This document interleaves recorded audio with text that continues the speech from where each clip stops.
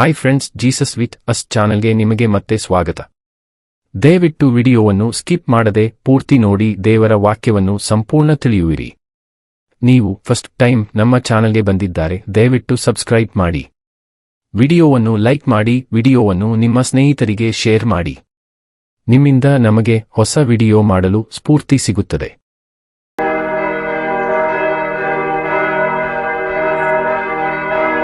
ಅರಣ್ಯಕಾಂಡ ಅಧ್ಯಾಯ 21. ಇಸ್ರಾಯೇಲ್ಯರು ಅರಾದಿನ ಅರಸನನ್ನು ಜಯಿಸಿದ್ದು. ಕಾನಾನ್ ದೇಶದ ದಕ್ಷಿಣ ಪ್ರಾಂತ್ಯದಲ್ಲಿದ್ದ ಕಾನಾನ್ಯನಾದ ಅರಾದ್ ಪಟ್ಟಣದ ಅರಸನು ಅತಾರೀಮ್ ಮಾರ್ಗವಾಗಿ ಇಸ್ರಾಯೇಲ್ಯರು ಬರುತ್ತಾರೆಂಬ ವರ್ತಮಾನವನ್ನು ಕೇಳಿದಾಗ ಅವನು ಅವರ ಮೇಲೆ ಯುದ್ಧ ಮಾಡಿ ಕೆಲವರನ್ನು ಸೆರೆ ಹಿಡಿದನು. ಇಸ್ರಾಯೇಲ್ಯರು ಯೆಹೋವನಿಗೆ ಹರಕೆಯನ್ನು ಮಾಡಿಕೊಂಡು, ನಾವು ಈ ಜನವನ್ನು ಜಯಿಸುವಂತೆ ನೀನು ಅನುಗ್ರಹಿಸಿದರೆ ನಾವು ಅವರ ಗ್ರಾಮಗಳನ್ನು ಪೂರ್ಣವಾಗಿ ಹಾಳು ಮಾಡಿ ಯೆಹೋವನಿಗಾಗಿಯೇ ಬಿಟ್ಟುಬಿಡುತ್ತೇವೆ ಅಂದರು.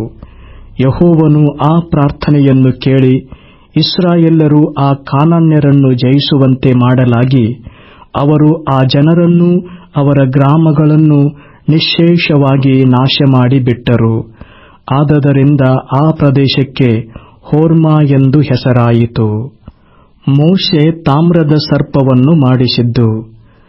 ಇಸ್ರಾಯೇಲ್ಯರು ಹೋರ್ ಬೆಟ್ಟದಿಂದ ಹೊರಟು ಏದೋಮ್ಯರ ದೇಶವನ್ನು ಸುತ್ತಿಕೊಂಡು ಹೋಗುವುದಕ್ಕೆ ಕೆಂಪು ಸಮುದ್ರದ ಮಾರ್ಗವಾಗಿ ಪ್ರಯಾಣ ಮಾಡುತ್ತಿರಲು ಮಾರ್ಗಾಯಾಸದಿಂದ ಅವರಿಗೆ ಬೇಸರವಾಯಿತು. ಆಗ ಅವರು ದೇವರಿಗೂ ಮೋಶೆಗೂ ವಿರೋಧವಾಗಿ ಮಾತಾಡುತ್ತಾ, ನೀವು ನಮ್ಮನ್ನು ಈ ಮರಳು ಕಾಡಿನಲ್ಲಿ ಕೊಲ್ಲಬೇಕೆಂದು ಐಗುಪ್ತ ದೇಶದಿಂದ ಕರಕೊಂಡು ಬಂದೀರೋ? ಇಲ್ಲಿ ಆಹಾರವೂ ಇಲ್ಲ, ನೀರೂ ಇಲ್ಲ. ಈ ನಿಸ್ಸಾರವಾದ ಆಹಾರವನ್ನು ತಿಂದು ತಿಂದು ನಮಗೆ ಬೇಸರವಾಯಿತೆಂದು ಹೇಳುವವರಾದರು. ಅದಕ್ಕೆ ಯೆಹೋವನು ಉರಿಮಂಡಲಗಳನ್ನು ಜನರೊಳಗೆ ಬರಮಾಡಿದನು. ಅವು ಜನರನ್ನು ಕಚ್ಚಿದ್ದರಿಂದ ಬಹುಜನ ಸತ್ತು ಹೋದರು. ಆದದರಿಂದ ಜನರು ಮೋಶೆಯ ಬಳಿಗೆ ಬಂದು, ನಾವು ನಿನಗೂ ಯೆಹೋವನಿಗೂ ವಿರೋಧವಾಗಿ ಮಾತಾಡಿ ದೋಷಿಗಳಾದೆವು. ಈ ಸರ್ಪಗಳು ನಮ್ಮ ಬಳಿಯಿಂದ ತೊಲಗಿ ಹೋಗುವಂತೆ ನೀನು ಯೆಹೋವನಿಗೆ ಪ್ರಾರ್ಥನೆ ಮಾಡಬೇಕೆಂದು ಬೇಡಿಕೊಂಡರು. ಮೋಶೆ ಜನರಿಗೋಸ್ಕರ ಪ್ರಾರ್ಥಿಸಲಾಗಿ ಯೆಹೋವನು ಅವನಿಗೆ, ನೀನು ತಾಮ್ರದಿಂದ ವಿಷಸರ್ಪದ ಆಕಾರವನ್ನು ಮಾಡಿಸಿ ಧ್ವಜಸ್ತಂಭದ ಮೇಲೆ ಎತ್ತಿ ನಿಲ್ಲಿಸಬೇಕು. ಸರ್ಪಗಳಿಂದ ಗಾಯಪಟ್ಟವರು ಅದನ್ನು ನೋಡಿ ಬದುಕಿಕೊಳ್ಳುವರು ಎಂದು ಆಜ್ಞಾಪಿಸಿದನು. ಆದ ಕಾರಣ ಮೋಶೆ ತಾಮ್ರದಿಂದ ಸರ್ಪದ ಆಕಾರವನ್ನು ಮಾಡಿಸಿ ಧ್ವಜಸ್ತಂಭದ ಮೇಲೆ ಇಡಿಸಿದನು. ಸರ್ಪಗಳಿಂದ ಗಾಯಪಟ್ಟವರಲ್ಲಿ ಯಾರು ಆ ತಾಮ್ರದ ಸರ್ಪವನ್ನು ಲಕ್ಷ್ಯವಿಟ್ಟು ನೋಡಿದರೋ ಅವರೆಲ್ಲರೂ ಬದುಕಿಕೊಂಡರು. ಇಸ್ರಾಯೇಲ್ಯರು ಸೀಹೋನ್, ಓಗ್ ಎಂಬ ಅರಸರ ದೇಶಗಳನ್ನು ಸ್ವಾಧೀನ ಮಾಡಿಕೊಂಡದ್ದು. ತರುವಾಯ ಇಸ್ರಾಯೇಲ್ಯರು ಅಲ್ಲಿಂದ ಹೊರಟು ಓಬೋತಿನಲ್ಲಿ ಇಳಿದುಕೊಂಡರು. ಓಬೋತಿನಿಂದ ಹೊರಟು ಮೋವಾಬ್ ದೇಶದ ಮೂಡಲ ದಿಕ್ಕಿನ ಅರಣ್ಯದಲ್ಲಿರುವ ಈಯೆ ಅಬಾರೀಮಿನಲ್ಲಿ ಇಳಿದುಕೊಂಡರು. ಅಲ್ಲಿಂದ ಹೊರಟು ಜೆರೆದ್ ತಗ್ಗಿನಲ್ಲಿ ಇಳಿದುಕೊಂಡರು. ಅಲ್ಲಿಂದ ಹೊರಟು ಅರ್ನೋನ್ ಹೊಳೆಯ ಆಚೆ ಕಡೆಯಲ್ಲಿ ಇಳಿದುಕೊಂಡರು.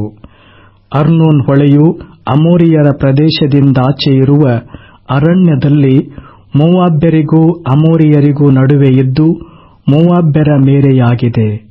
ಅದಕ್ಕನುಗುಣವಾಗಿ ಯೆಹೋವ ವಿಜಯ ಎಂಬ ಗ್ರಂಥದಲ್ಲಿ ಸೂಫಕ್ಕೆ ಸೇರಿದ ವಾಹೇಬನ್ನು, ಅರ್ನೋನ್ ಹೊಳೆಗೆ ಕೊಡುವ ಹಳ್ಳಗಳನ್ನು, ಆರ್ ಪಟ್ಟಣದ ತನಕ ಮೋವಾಬಿನ ಮೇರೆಯಾಗಿರುವ ಕೊರಕಲನ್ನು ದಾಟಿದ್ದಾಯಿತು ಎಂದು ಬರೆದದೆ. ಅಲ್ಲಿಂದ ಅವರು ಬೇರ್ ಸ್ಥಳಕ್ಕೆ ಬಂದರು. ಜನರನ್ನು ಕೂಡಿಸಿಕೋ, ನಾನು ಅವರಿಗೆ ಜಲಾಧಾರವನ್ನುಂಟು ಮಾಡಿ ಕೊಡುವೆನು ಎಂದು ಯೆಹೋವನು ಮೋಶೆಗೆ ಹೇಳಿದ ಮಾತು ಇಲ್ಲಿನ ಬಾವಿಯ ವಿಷಯವಾದದ್ದೇ. ಆ ಕಾಲದಲ್ಲಿ ಇಸ್ರಾಯೇಲ್ಯರು ಈ ಹಾಡನ್ನು ಗಾನ ಮಾಡಿದರು. ಏನೆಂದರೆ, ಬಾವಿಯೇ ಉಕ್ಕುತ್ತಾ ಬಾ, ಜನರೇ ಉಲ್ಲಾಸದಿಂದ ಗಾನ ಮಾಡಿರಿ. ಇದು ಪ್ರಧಾನರು ತಂಡಗಳಿಂದ ತೋಡಿದ ಬಾವಿ, ಇದು ಜನಾಧಿಪತಿಗಳು ಕೋಲುಗಳಿಂದ ಅಗಿದ ಬಾವಿ ಎಂಬುದೇ. ಅವರು ಅರಣ್ಯವನ್ನು ಬಿಟ್ಟು ಮತ್ತಾನಕ್ಕೂ, ಮತ್ತಾನದಿಂದ ನಹಲಿಯೇಲಿಗೂ, ನಹಲಿಯೇಲಿನಿಂದ ಬಾವೋತಿಗೂ ಬಂದರು. ಬಾವೋತಿನಿಂದ ಮೋವಾಬ್ಯರ ಬಯಲಿನ ಪ್ರದೇಶದಲ್ಲಿರುವ ತಗ್ಗಿಗೆ, ಅಂದರೆ ಪಿಸ್ಗಾ ಎಂಬ ಬೆಟ್ಟದ ಸೀಮೆಯ ಅಂಚಿಗೆ ಬಂದರು. ಆ ಬೆಟ್ಟದ ಮೇಲಿನಿಂದ ಕೆಳಗಿರುವ ಯೆಷಿಮೋನ್ ಎಂಬ ಅರಣ್ಯ ಪ್ರದೇಶವು ಕಾಣಿಸುತ್ತದೆ. ಇಸ್ರಾಯೇಲ್ಯರು ಅಮೋರಿಯರ ಅರಸನಾದ ಸೀಹೋನನ ಬಳಿಗೆ ದೂತರನ್ನು ಕಳುಹಿಸಿ, ನಿನ್ನ ದೇಶವನ್ನು ದಾಟಿ ಹೋಗುವುದಕ್ಕೆ ನಮಗೆ ಅಪ್ಪಣೆಯಾಗಬೇಕು. ನಾವು ಹೊಲಗಳಲ್ಲಿಯಾಗಲಿ ದ್ರಾಕ್ಷೆ ತೋಟಗಳಲ್ಲಿಯಾಗಲಿ ಹೋಗುವುದಿಲ್ಲ, ಬಾವಿಗಳ ನೀರನ್ನು ಕುಡಿಯುವುದಿಲ್ಲ. ನಿನ್ನ ದೇಶವನ್ನು ದಾಟುವವರೆಗೂ ರಾಜಮಾರ್ಗದಲ್ಲಿಯೇ ನಡೆದು ಹೋಗುವೆವು ಎಂದು ಹೇಳಿಸಿದರು. ಆದರೆ ತನ್ನ ಸೀಮೆಯನ್ನು ದಾಟಿ ಹೋಗುವುದಕ್ಕೆ ಸೀಹೋನನು ಇಸ್ರಾಯೇಲ್ಯರಿಗೆ ಅಪ್ಪಣೆ ಕೊಡದೆ ತನ್ನ ಜನರೆಲ್ಲರನ್ನೂ ಕೂಡಿಸಿಕೊಂಡು ಅವರನ್ನು ಎದುರಿಸುವುದಕ್ಕೆ ಅರಣ್ಯಕ್ಕೆ ಹೊರಟು ಯಹಚಕ್ಕೆ ಬಂದು ಅವರೊಡನೆ ಯುದ್ಧ ಮಾಡಿದನು. ಇಸ್ರಾಯೇಲ್ಯರು ಅವನ ಜನರನ್ನು ಸೋಲಿಸಿ ಕತ್ತಿಯಿಂದ ಸಂಹರಿಸಿ ಅರ್ನೋನ್ ಹೊಳೆ ಮೊದಲುಗೊಂಡು ಯಬ್ಬೋಕ್ ಹೊಳೆಯವರೆಗೂ, ಅಮ್ಮೋನಿಯರ ಮೇರೆಯವರೆಗೂ ಸೀಹೋನನ ದೇಶವನ್ನೆಲ್ಲ ಸ್ವಾಧೀನ ಮಾಡಿಕೊಂಡರು. ಅಮ್ಮೋನಿಯರ ಮೇರೆ ಬಲವುಳ್ಳದ್ದಾಗಿತ್ತು. ಇಸ್ರಾಯೇಲ್ಯರು ಈ ಪಟ್ಟಣಗಳನ್ನೆಲ್ಲ ವಶಮಾಡಿಕೊಂಡರು. ಅವರು ಹೆಷ್ಬೋನಿನಲ್ಲಿಯೂ ಅದಕ್ಕೆ ಸೇರಿದ ಗ್ರಾಮಗಳಲ್ಲಿಯೂ ಅಮೋರಿಯರ ಬೇರೆ ಎಲ್ಲಾ ಊರುಗಳಲ್ಲಿಯೂ ವಾಸಿಸಿದರು. ಹೆಷ್ಬೋನ್ ಪಟ್ಟಣವು ಅಮೋರಿಯರ ಅರಸನಾದ ಸೀಹೋನನ ರಾಜಧಾನಿ. ಅವನು ಮೋವಾಬ್ಯರ ಪೂರ್ವದ ಅರಸನ ಮೇಲೆ ಯುದ್ಧ ಮಾಡಿ ಅರ್ನೋನ್ ಹೊಳೆಯವರೆಗೂ ಅವನ ದೇಶವನ್ನೆಲ್ಲ ಸ್ವಾಧೀನ ಮಾಡಿಕೊಂಡಿದ್ದನು. ಕವಿಗಳು ಹೇಳಿದ ಪದ್ಯವು ಇದರ ವಿಷಯವಾದದ್ದೇ. ಅದೇನೆಂದರೆ, ಹೆಷ್ಬೋನಿಗೆ ಬಂದು ಅದನ್ನು ಹೊಸತಾಗಿ ಕಟ್ಟಬೇಕು, ಸೀಹೋನನ ಪಟ್ಟಣವನ್ನು ಪುನಃಸ್ಥಾಪನೆ ಮಾಡಬೇಕು. ಸೀಹೋನನ ಪಟ್ಟಣವಾದ ಹೆಷ್ಬೋನಿನಿಂದ ಅಗ್ನಿಜ್ವಾಲೆ ಹೊರಟು ಮೋವಾಬ್ಯರ ರಾಜಧಾನಿಯಾದ ಆರ್ ಎಂಬ ಪಟ್ಟಣವನ್ನು, ಅರ್ನೋನ್ ಹೊಳೆಯ ಬಳಿಯಲ್ಲಿರುವ ಪೂಜಾ ಸ್ಥಳಗಳ ದೇವತೆಗಳನ್ನು ದಹಿಸಿಬಿಟ್ಟಿತು. ಮೋವಾಬ್ಯರೇ, ನಿಮ್ಮ ಗತಿಯೇನೆಂದು ಹೇಳಲಿ? ಕೆಮೋಷಿನ ಭಕ್ತರೇ, ನಿಮಗೆ ದುರ್ಗತಿಯುಂಟಾಯಿತಲ್ಲ. ಆತನು ತನ್ನ ಗಂಡು ಮಕ್ಕಳನ್ನು ದೇಶಭ್ರಷ್ಟರನ್ನಾಗಿಯೂ ತನ್ನ ಹೆಣ್ಣು ಮಕ್ಕಳನ್ನು ಸೆರೆಯವರನ್ನಾಗಿಯೂ ಮಾಡಿದ್ದಾನಲ್ಲ. ಅಮೋರಿಯರ ಅರಸನಾದ ಸೀಹೋನನಿಗೆ ಸೆರೆಯವರಾದರು. ನಾವು ಅವರನ್ನು ಬಾಣದಿಂದ ಹೊಡೆದೆವು. ಹೆಷ್ಬೋನಿನಿಂದ ದೀಬೋನಿನವರೆಗೂ ಎಲ್ಲಾ ನಾಶವಾಯಿತು. ಮೆದೇಬಾ ಊರಿನ ನೆರೆಯಲ್ಲಿರುವ ನೊಫಹದ ತನಕ ಹಾಳು ಮಾಡಿಬಿಟ್ಟೆವು ಎಂಬುದೇ. ಹೀಗೆ ಇಸ್ರಾಯೇಲ್ಯರಿಗೆ ಅಮ್ಮೋನಿಯರ ದೇಶದಲ್ಲಿ ನಿವಾಸವುಂಟಾಯಿತು. ಅದಲ್ಲದೆ ಮೋಶೆ ಗೂಢಚಾರರ ಮೂಲಕ ಯಗ್ಜೇರನ್ನು ಪರೀಕ್ಷಿಸಿದ ಮೇಲೆ ಇಸ್ರಾಯೇಲ್ಯರು ಅದರ ಗ್ರಾಮಗಳನ್ನು ವಶಪಡಿಸಿಕೊಂಡು ಅಲ್ಲಿದ್ದ ಅಮೋರಿಯರನ್ನು ಹೊರಡಿಸಿಬಿಟ್ಟರು. ಇಸ್ರಾಯೇಲ್ಯರು ಹಿಂದಿರುಗಿ ಬಾಷಾನಿನ ಮಾರ್ಗವಾಗಿ ಹತ್ತಿ ಹೋಗಲಾಗಿ, ಬಾಷಾನಿನ ಅರಸನಾದ ಓಗನು ತನ್ನ ಜನರೆಲ್ಲರೊಡನೆ ಅವರಿಗೆ ವಿರೋಧವಾಗಿ ಯುದ್ಧ ಮಾಡುವುದಕ್ಕೆ ಯದ್ರೈಯೂರಿಗೆ ಹೊರಟು ಬಂದನು.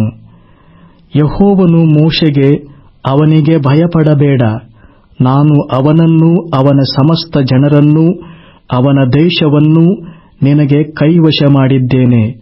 ನೀನು ಹೆಷ್ಬೋನಿನಲ್ಲಿದ್ದ ಅಮೋರಿಯರ ಅರಸನಾದ ಸೀಹೋನನಿಗೆ ಮಾಡಿದ ಪ್ರಕಾರವೇ ಇವರಿಗೂ ಮಾಡಬೇಕು ಎಂದು ಹೇಳಿದನು.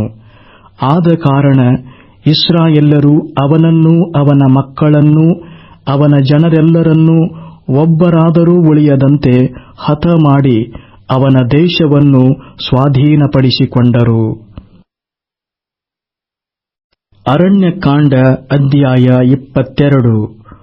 ಮೋವಾಬ್ ಬಯಲಿನಲ್ಲಿ ನಡೆದ ಸಂಗತಿಗಳು. ಮೋವಾಬ್ಯರ ಅರಸನಾದ ಬಾಲಾಕನು ಇಸ್ರಾಯೇಲ್ಯರನ್ನು ಶಪಿಸುವುದಕ್ಕೆ ಬಿಳಾಮನನ್ನು ಕರೆಸಲು, ಬಿಳಾಮನು ಅವರನ್ನು ಶಪಿಸದೆ ಅವರ ಅಭಿವೃದ್ಧಿಯನ್ನೇ ಮುಂತಿಳಿಸಿದ್ದು. ತರುವಾಯ ಇಸ್ರಾಯೇಲ್ಯರು ಪ್ರಯಾಣ ಮಾಡಿ ಯರಿಕೋ ಪಟ್ಟಣಕ್ಕೆ ಎದುರಾಗಿ ಯೊರ್ದನ್ ಹೊಳೆಯ ತೀರದಲ್ಲಿ ಮೋವಾಬ್ಯರ ಬೈಲಿನಲ್ಲಿ ಇಳಿದುಕೊಂಡರು. ಆ ಕಾಲದಲ್ಲಿ ಚಿಪ್ಪೋರನ ಮಗನಾದ ಬಾಲಾಕನು ಅರಸನಾಗಿದ್ದನು. ಇಸ್ರಾಯೇಲ್ಯರು ಅಮೋರಿಯರನ್ನು ಸಂಹಾರ ಮಾಡಿದ ವರ್ತಮಾನವು ಅವನಿಗೆ ತಿಳಿದು ಬಂದಾಗ ಇಸ್ರಾಯೇಲ್ಯರು ಬಹುಮಂದಿಯಾದದರಿಂದ ಮೋವಾಬ್ಯರು ಬಲು ದಿಗಿಲು ಪಟ್ಟರು. ಅವರು ಇಸ್ರಾಯೇಲ್ಯರ ವಿಷಯದಲ್ಲಿ ಸಹಿಸಲಾರದಷ್ಟು ಹೆದರಿಕೆಯುಳ್ಳವರಾಗಿ ಮಿದ್ಯಾನ್ಯರ ಹಿರಿಯರಿಗೆ ದನಗಳು ಅಡವಿಯ ಹುಲ್ಲನ್ನೆಲ್ಲ ಮೇದು ಬಿಡುವಂತೆ ಈ ಸಮೂಹವು ನಮ್ಮನ್ನೂ ನಮ್ಮ ಸುತ್ತಲಿರುವ ಎಲ್ಲರನ್ನೂ ನಿರ್ಮೂಲ ಮಾಡುವ ಹಾಗಿದೆಯಲ್ಲವೇ ಎಂದು ಹೇಳಿದರು. ಅವನು ಬೆಯೋರನ ಮಗನಾದ ಬಿಳಾಮನನ್ನು ಕರೆಸುವುದಕ್ಕೆ ಸ್ವಜನರ ದೇಶಕ್ಕೆ ಯೂಫ್ರೆಟಿಸ್ ನದಿಯ ತೀರದಲ್ಲಿರುವ ಪೆತೋರೂರಿಗೆ ದೂತರನ್ನು ಕಳುಹಿಸಿ ಅವನಿಗೆ, ಚಿತ್ತೈಸಬೇಕು, ಒಂದು ಜನಾಂಗವು ಐಗುಪ್ತ ದೇಶದಿಂದ ಬಂದಿದೆ. ಅವರು ನೆಲವನ್ನೆಲ್ಲಾ ಮುಚ್ಚಿಕೊಂಡು ನನಗೆದುರಾಗಿ ಇಳಿದಿದ್ದಾರೆ.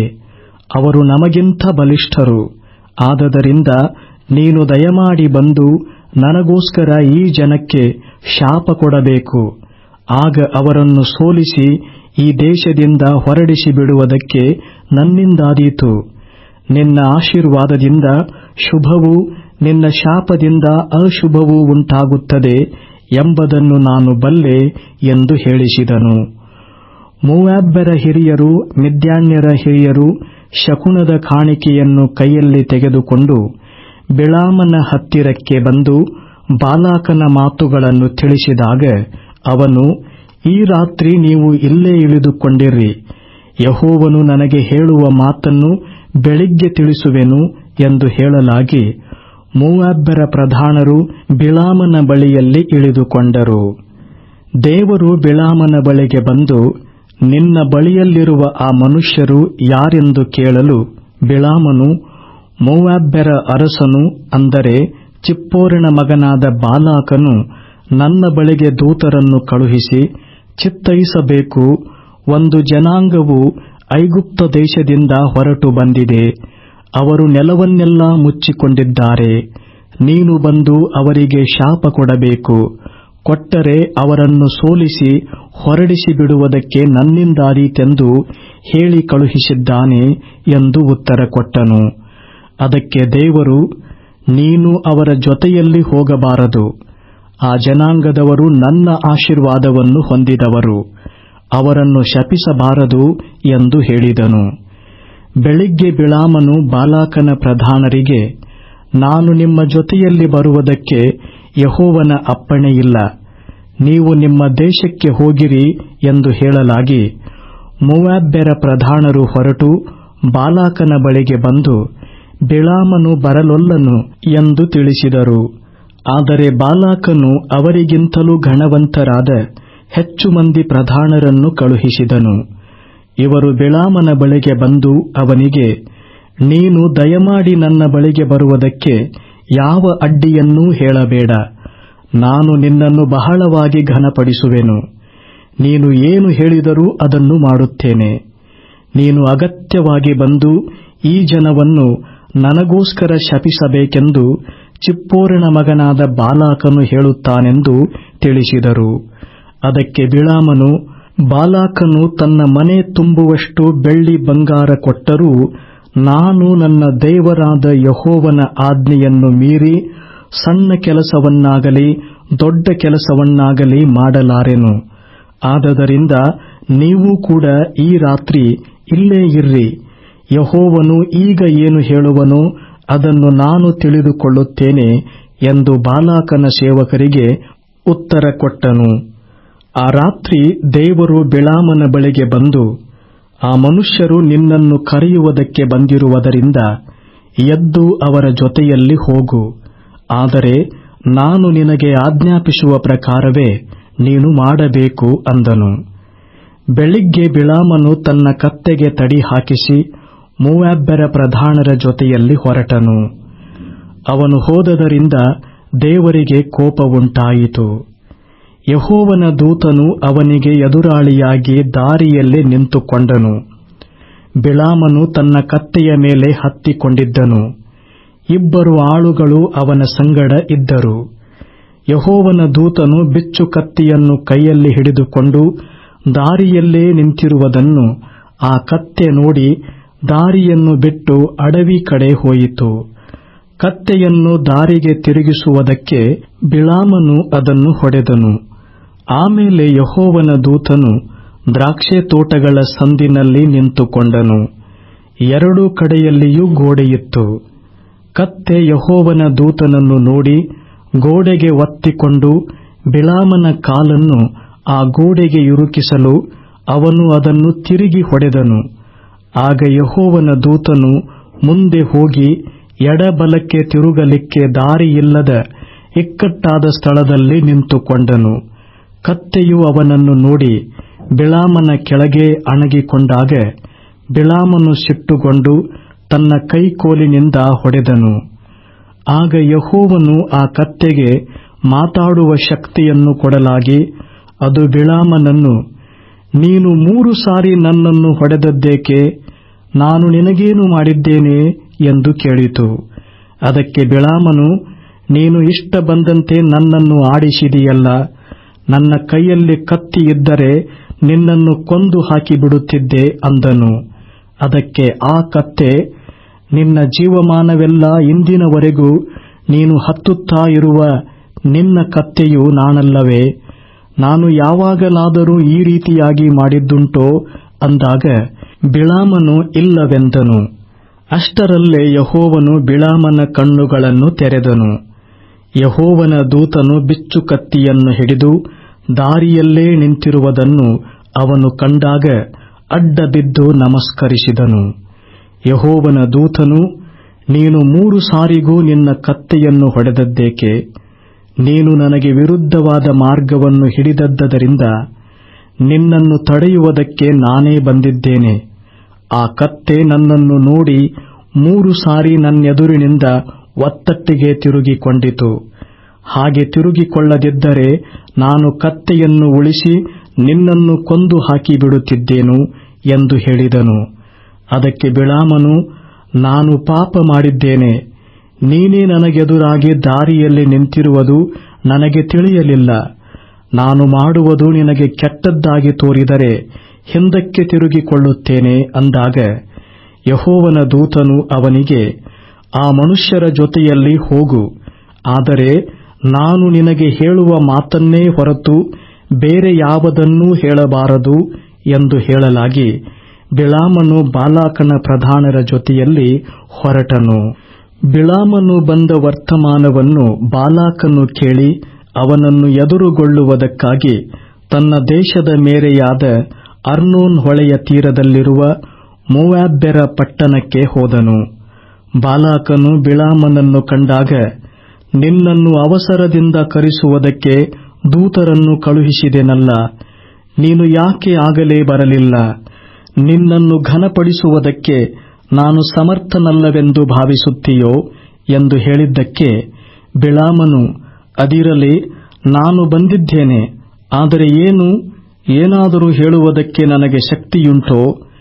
ದೇವರು ಆಡಿಸುವ ಮಾತನ್ನೇ ಹೇಳುತ್ತೇನಷ್ಟೇ ಎಂದು ಹೇಳಿದನು. ಆಗ ಬಿಳಾಮನು ಬಾಲಾಕನ ಜೊತೆಯಲ್ಲಿ ಹೋದನು. ಅವರು ಕಿರಿಯತ್ ಹುಚೋತಿಗೆ ಬಂದರು. ಬಾಲಾಕನು ಹೋರಿಗಳನ್ನು ಕುರಿಗಳನ್ನು ವಧಿಸಿ ಯಜ್ಞ ಮಾಡಿ ಬಿಳಾಮನಿಗೂ ಅವನ ಸಂಗಡ ಇದ್ದ ಪ್ರಧಾನರಿಗೂ ಊಟಕ್ಕೆ ಕಳುಹಿಸಿದನು. ಮರುದಿನ ಬೆಳಿಗ್ಗೆ ಬಾಲಾಕನು ಬಿಳಾಮನನ್ನು ಕರಕೊಂಡು ಬಾಳೆಂಬ ದೇವತೆಯ ಪೂಜಾ ಸ್ಥಳಗಳಿದ್ದ ಗುಡ್ಡವನ್ನು ಹತ್ತಿ ಇಸ್ರಾಯೇಲ್ಯರ ಒಂದು ಭಾಗವನ್ನು ಅಲ್ಲಿಂದ ತೋರಿಸಿದನು.